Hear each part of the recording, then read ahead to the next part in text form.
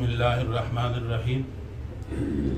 تمام صحافی حضرات کا شکریہ کہ وہ یہاں پر تشریف لائے۔ ہمارے جنرل سیکرٹری صاحب نے آپ کے سامنے جو بات رکھی، الحمدللہ جمعیت علماء اسلام پاکستان کی سب سے بڑی مذہبی اور سیاسی جماعت ہے، اور جمعیت علماء اسلام کا ہر کارکن ہمارے لیے باعث فخر ہے۔ جمعیت علماء اسلام ایک سیاسی نظریاتی جماعت ہے جو پورے ملک کے اندر ایک نظریے کے تحت کام کر رہی ہے۔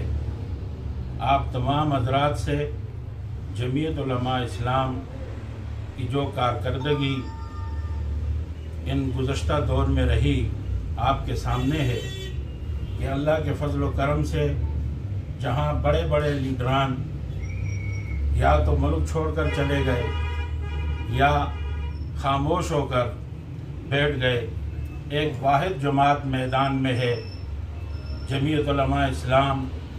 اور جمعیت علماء اسلام کے امیر حضرت مولانا فضل الرحمان صاحب دامت برکاتکم العالیہ، جو کہ شروع سے یہ بات کہتے تھے کہ عمران خان ایک یہودی ایجنٹ ہے، لیکن لوگ ان کی بات پر کان نہیں دھرتے تھے۔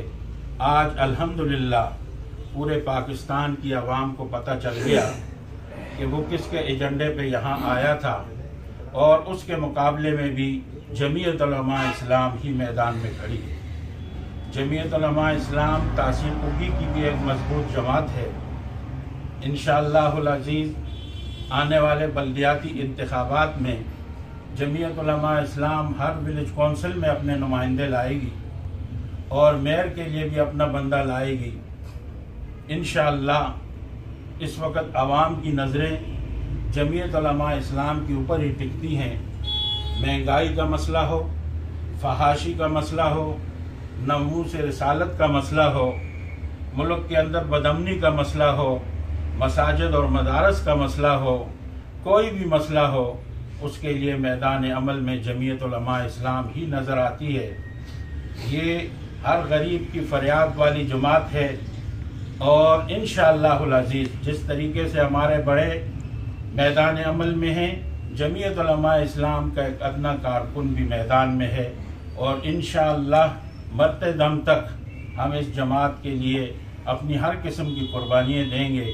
مجھے تمام اپنی جماعت کے اوپر فخر ہے۔